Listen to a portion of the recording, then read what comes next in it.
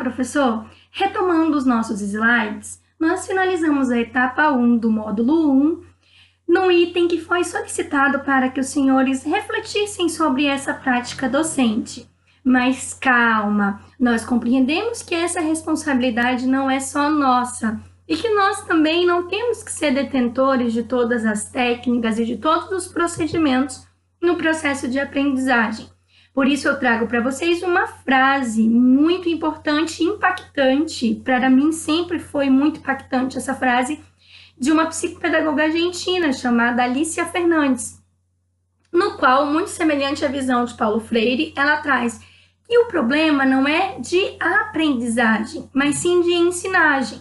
Por tudo que envolve uma metodologia que traga um engajamento ativo desse aluno e que esse aluno seja preparado para esse engajamento ativo, porque se a gente tem aí um processo de escolarização passivo, não tem como no ensino superior a gente direcionar esse sujeito para uma metodologia ativa, né? Então nós precisamos trabalhar esse aluno primeiro e nós estamos fazendo isso e nós vamos conseguir com o auxílio de todos vocês.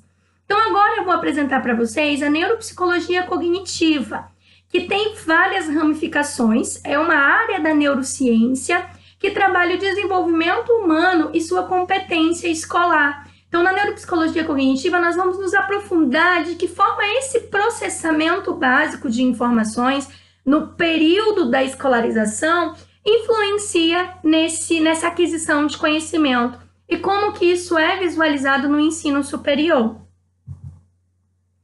Então vamos àquela pergunta lá do nosso tópico 1 ainda. Como o cérebro aprende? Então nós visualizamos que as experiências moldam sim a arquitetura do cérebro e que nós temos uma pequena lei do uso frequente, que você usa determinadas áreas, elas vão permanecer e vão sendo reforçadas. Se você não usa, você simplesmente vai perder aqueles itens básicos que foram adquiridos nesse processo do desenvolvimento de arquitetura do seu cérebro.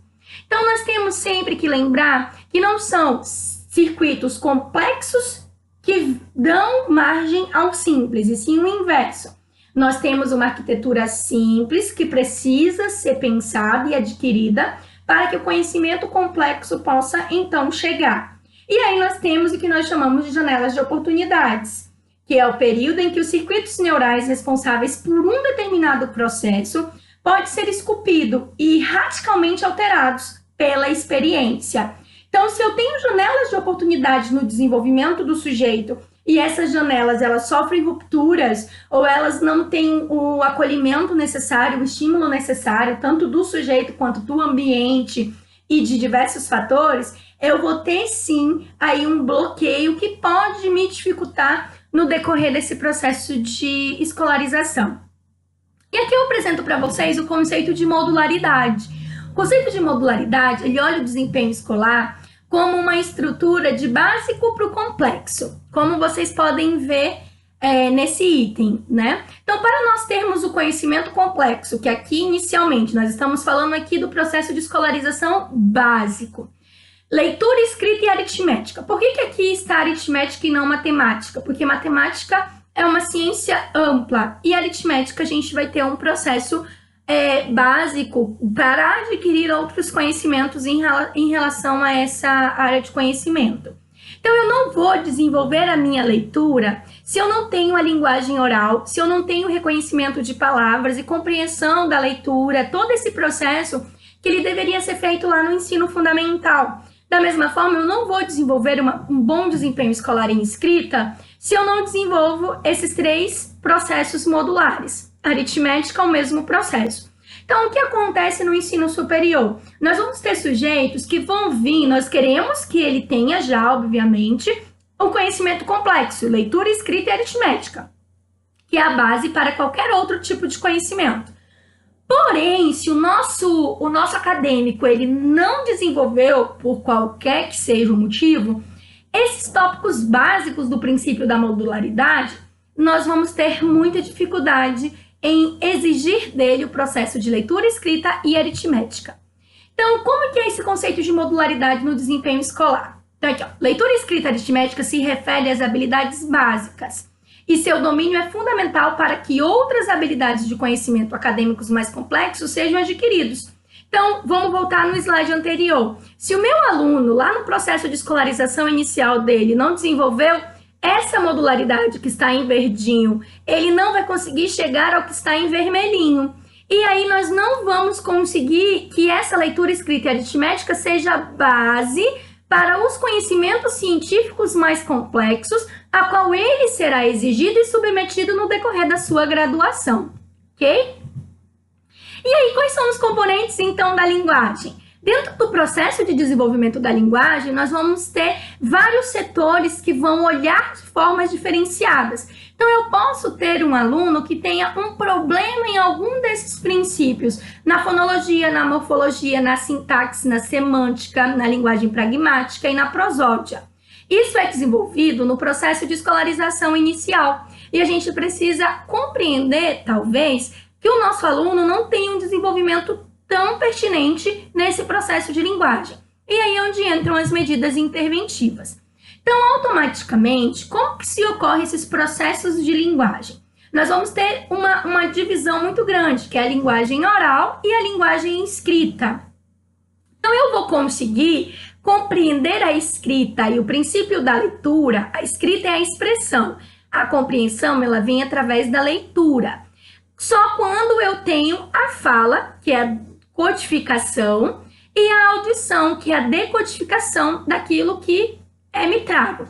Então, é muito comum a gente ver, por exemplo, os nossos alunos, eles possuem uma linguagem oral deficitária. Eles falam de forma errônea, eles trazem alguns vícios de linguagem, e a gente acaba visualizando que eles escrevem como eles falam. Então, o pode, eles colocavam pude, né, com i no final, porque eles têm essa compreensão básica do processo de fala e de escrita e de leitura. Automaticamente, nessa regrinha aqui, né, vocês estão vendo que a setinha tanto vai quanto vem, o que isso nos dá? Para eu ter uma boa fluência verbal, para eu compreender muito bem aquilo que é me dito, que é a consciência fonológica, e ter uma boa escrita, ter um bom processo de compreensão daquilo que eu estou lendo, eu preciso desenvolver de forma maravilhosa a linguagem oral. Então, tudo começa na linguagem oral. É preciso corrigir os nossos alunos, é preciso trazer para eles uma linguagem, mas no sentido científico da coisa, para que eles consigam, então, serem submetidos a esse processo da escrita e da leitura. Então, aqui nós vamos ter o que está dentro da linguagem oral e o que está dentro da linguagem escrita. Então, na linguagem escrita, nós vamos ter a leitura e compreensão e a escrita do grafismo mesmo como base. E aqui na linguagem oral é a consciência fonológica, a consciência sintática, o vocabulário, a memória fonológica e a nomeação de determinados itens. Então, eu preciso desempenhar esse processo para que meu aluno tenha um bom desempenho na linguagem escrita. Então, vamos falar agora como que essa linguagem pode trazer implicações para a aprendizagem. Então, há evidências de que diversas habilidades da linguagem oral, tais como a consciência fonológica, nomeação, vocabulário receptivo, entre outros, são importantes preditores do desempenho posterior em leitura e escrita. Então, se o nosso aluno não tem essas habilidades da linguagem oral, automaticamente ele já vai apresentar um déficit no processo de leitura e escrita. E aí nós precisamos refletir, o que é ler? O que é escrever? Como que nós denominamos esses processos básicos? Leitura é diferente de compreensão de leitura, e nós precisamos entender isso. Leitura é a capacidade de extrair pronúncia e sentido de uma palavra a partir de sinais gráficos, que é o que eu acabei de fazer. Eu estou lendo. Envolve a habilidade de identificar uma palavra. Então, eu vejo esse grafismo, eu vejo esse desenho e eu entendo como que ele fonologicamente, né, através do processo motor, da bucofacial, como ele é dito. E a compreensão da leitura já é o propósito da leitura, mas não a sua essência. É uma habilidade complexa de que demanda vários processos cognitivos, memória, atenção, fluência e o vocabulário. Porque para eu entender que a palavra capacidade está relacionada a desempenho, a determinantes, a um processo que um sujeito pode alcançar ou até onde ele pode alcançar, nós aí estamos falando da compreensão de leitura. Então, nem sempre o comportamento de leitura, o processo de decodificar, de identificar essa palavra, de falar essa palavra, vai nos condizer que esse sujeito está compreendendo o que ele está lendo. E aí entra uma série de habilidades de interpretação de texto, de contextualização e, prioritariamente, de abstração do conteúdo. Porque uma mesma palavra ela pode ser inserida em diversos contextos e ter uma compreensão diferenciada em relação a onde ele está. E quais são as habilidades desenvolvidas no processo da leitura? Primeiro, nós vamos ter a competência de leitura, que é reconhecer as palavras e compreender essas palavras. Então, o reconhecimento de palavras é a consciência fonológica. Então, é quando eu olho palavras e entendo o que ela significa e consigo reproduzir isso. E quando alguém fala palavras, eu automaticamente sei como ela é escrita. É o princípio alfabético, é a correspondência entre grafema e fonema. Já o processo de compreensão, ele vai ter memória e atenção, a fluência verbal e o vocabulário. É onde nós decodificamos e reconhecemos de forma direta aquilo que está sendo lido. Então, para eu entender que fonema é uma parte da palavra, é o princípio de como se constrói, eu preciso ter uma memória. Esse conhecimento ele foi me dado em algum momento. Eu preciso prestar atenção no que compõe esse grafismo e eu preciso compreendê-lo e ter esse vocabulário pronto para poder, então, compreender todo esse processo do que eu já reconheci. Então, nós vamos ter a competência de leitura enquanto habilidade básica, o reconhecimento e a compreensão. Então, eu posso ter um sujeito que reconhece as palavras, mas não compreende, e esse processo ele precisa ser trabalhado então, tá? E aí, como que a gente adquire novas habilidades, né, no sistema visual dessa palavra? Que são as estratégias de aquisição da linguagem. E nós observamos muito isso nos nossos alunos, e eu tenho falado muito com os professores em relação a isso.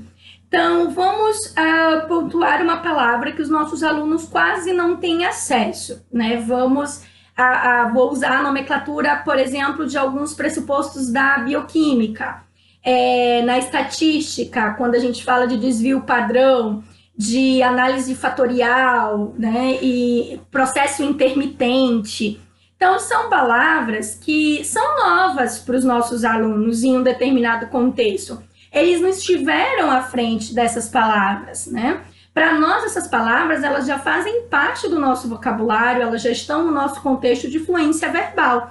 Mas o nosso alunado, o nosso acadêmico, ele ainda não entrou em contato com essas palavras. E talvez ele tenha um vocabulário tão primitivo no contexto inicial da coisa, que seja difícil com que ele me acompanhe, com que ele entenda que desvio padrão tá para além de um desvio qualquer, é um processo matemático, é uma análise entre um número e outro número correlacionado a probabilidades de resultados e que isso é calculado. Então, para que eu tenha toda essa compreensão mais complexa e abstrata, eu preciso que ele entenda um pouquinho esse princípio do que é desvio, do que é padrão, do conhecimento aí da linguagem e também da aritmética. Isso é tudo interligado. Ele vai olhar para essa palavra, ele vai olhar para a palavra intermitente. E aí, o cérebro dele automaticamente vai processar se essa palavra ela é familiar, se ela parece com alguma outra palavra, ou se ela é uma palavra nova, que eu desconheço dentro do meu vocabulário. E o sistema de análise visual que vai me coordenar. E se ela é uma palavra familiar, que eu consigo correlacionar com alguma outra palavra que eu já entrei em contato, eu posso supor um significado e compreendê-la. Se é uma palavra extremamente nova, eu vou ter que buscar esse significado. Eu realmente não vou conseguir. E, professores, por mais que seja uma palavra que para nós é até irreal que alguém não saiba o significado de determinada palavra, nós precisamos incentivar o nosso aluno a isso, porque realmente para ele pode ser uma palavra nova. Realmente ele pode não ter entrado em contato de uma forma funcional com essa palavra, com essa nomenclatura. E aí cabe a nós utilizar algumas estratégias para trabalhar isso.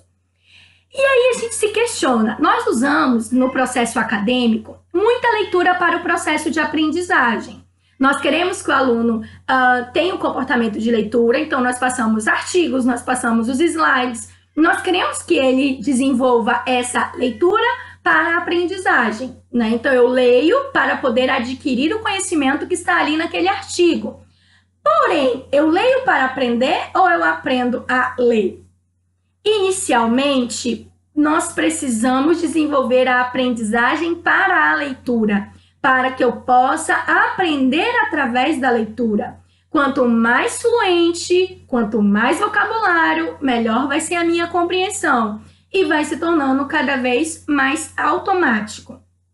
Então, nós precisamos que o nosso aluno tenha o hábito da leitura, mesmo sem entender nada de primeiro momento. A gente percebe muito isso em disciplinas que exigem um raciocínio maior, né? Ele tem uma subjetividade maior, uma necessidade de compreensão maior. E esse aluno, ele lê a primeira vez e ele não entendeu nada, porque tem palavras novas, porque tem processos novos, e ele acaba desistindo. E o princípio é que ele continue a ler, leia de novo, busque leituras alternativas, busque significado de palavras, para que ele possa se tornar mais fluente naquela área e ter uma melhor compreensão.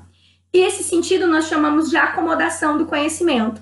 Quando eu leio algo pela primeira vez, aquilo é novo, então eu vou processar aquela informação e quando eu entro em contato pela segunda vez, o meu cérebro já tem uma informação base sobre aquilo e aí a aquisição do conhecimento se torna muito mais automático.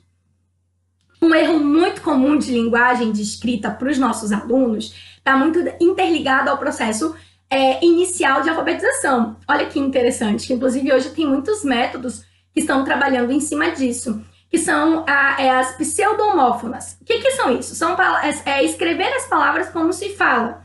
Então, quando ele lê a palavra, por exemplo, se eu leio táxi, como está escrito aí, ele está escrito de forma errada. Mas em virtude da fonologia, da escuta ser igual, o nosso aluno entende que está certo. Então, aí nós vamos ver alguns problemas na questão dos dois S's, do C, né? Quando que isso se posiciona de acordo com o que a gente fala. Então, eu trouxe aqui alguns exemplos. Táxi, profissional, assertividade, coloquei até o meu nome, que muitos alunos erram mesmo olhando lá no plano de aula, que é Jéssica, mas é com S só, porque entre duas vogais o S, ele tem som de Z. Psicologia, que se eu ler da forma como está escrito, também está correto, mas não está errado na forma grafológica da estrutura dessa palavra. Então, isso mostra que o nosso aluno, ele tem uma fluência verbal, que muitas vezes pode ser intermediária ou básica, né? Mas a dificuldade dele está nesse processo gráfico, na memorização de como se escreve aquilo que eu falo. E ele vai conseguir sim, professores, ler sem ver o erro. Você pode mandar ele ler 1000 vezes, ele vai dizer, não tem erro nenhum, está certo. Por quê? Porque ele escreve sem dar-se conta do erro. Porque quando ele lê, ele vai ler táxi, ele vai ler profissional, ele vai ler assertividade, Jéssica, psicologia. E no processo de desenvolvimento da linguagem aí, está correto, está certo, e ele não vai conseguir visualizar esse erro. E aí, o que nós podemos fazer para ajudar o nosso aluno nesse processo? Primeiro, ele precisa conhecer as palavras, para depois desenvolver frases, para depois irem para os textos. E aí, a gente tem mais ou menos isso no nosso desempenho acadêmico, né? Utilizando o SIGA e todas as outras estratégias. E nós também podemos desenvolver isso em sala de aula, que é, primeiro a gente passa um glossário com as palavras mais importantes para a disciplina. Depois a gente pode formular alguns contextos básicos com essas palavras que foi passado no glossário através do fórum. E depois do fórum, quando eles já conseguiram assimilar essas palavras que são mais específicas da sua disciplina, você pode exigir deles a leitura de um artigo. E assim nós podemos ter um maior ganho. Eu fiz esse teste numa disciplina que sempre os alunos têm muita dificuldade, que é a disciplina de Psicologia Experimental do Comportamento e Estatística aplicada à Psicologia. Por quê? Porque ambas elas possuem alguns termos técnicos próprios que o aluno não entrou em contato até o momento em que essa disciplina é ofertada. Se eu for direto para a leitura de artigos, eles não vão entender o que é uma razão fixa, o que é uma razão variável, o que é um processo de condicionamento intermitente, de reforço intermitente. Então, o que você pode fazer para ajudar os alunos? Então, nas primeiras semanas de aula, eu utilizei o glossário como uma forma realmente deles entenderem a definição, a escrita, né, o processo grafológico, e a definição dessas palavras e pudessem aplicar elas em pequenos conjuntos de textos, né? Então, eu levei algumas perguntas e pedi que eles respondessem usando aquelas palavras que foram definidas na aula anterior. E depois passei leituras complementares para que eles pudessem me dizer o que eles entenderam de determinado artigo, que é um artigo mais técnico, né, que utiliza essas palavras do glossário. E em ambas as disciplinas, eu observei um êxito muito grande nos alunos que realmente fizeram toda essa etapa. Mas se você, professor, continuar exigindo leitura de artigo técnico, leitura de artigo que não tem um viés atencional para o nosso aluno, que traz palavras extremamente técnicas, mais cultas, mais robustas, e nosso aluno ainda não chegou a esse nível, nós ainda não permitimos que ele desenvolvesse um processo básico para chegar nisso, nós vamos fazer um erro de repetição sem solução. Então, ele pode ler e reler milhões de vezes, mas se ele não fizer esse contexto glossário, fórum, a gente não vai conseguir com que ele compreenda e que ele tenha um dinamismo. O que você, professor, pode fazer dentro disso daqui? Não necessariamente o glossário, o fórum, mas você pode trabalhar isso dentro do próprio artigo. Então, você escolhe um artigo que seja extremamente técnico, né? E que você pensa assim, nossa, esse aluno está no primeiro período, ele está no segundo período, ele ainda não entrou em contato com determinadas palavras, isso ainda não é comum para o vocabulário dele. Então, vamos ler esse artigo de forma dinâmica em sala de aula e vamos identificar quais são as palavras que eu não conheço, né? Para os alunos identificarem. E aí a gente faz o processo inverso. Então, através da leitura do artigo, eu identifico as palavras que são a mim ainda neste momento desconhecidas, busco a definição e aí então tento entender esse artigo. É uma outra estratégia que a gente pode auxiliar os nossos alunos, que nós podemos auxiliar o nosso aluno no desenvolvimento dessa leitura funcional, ok? E aí eu trago para vocês um questionamento básico. O que é mais difícil, ler ou escrever? Professores, o mais difícil é escrever. E a gente exige muito no processo da escrita. Porque para escrever eu preciso ter o vocabulário, o grafismo, né, que é o processo de escrita, a compreensão disso e a contextualização. Então não é só compreender aquilo que eu li, é contextualizar. É um processo mais amplo, ainda mais quando isso está interligado a perguntas. Então, se a pessoa tem automaticamente um déficit na compreensão, ela vai ter um déficit na construção. E aí nós vamos ter aqueles alunos que leem o enunciado, entendem ele de outra forma e vão responder de outra forma. Ou o aluno que entendeu o enunciado, mas ele respondeu completamente de outra forma. Nós estamos com um problema nessa construção do processo de escrita, ok?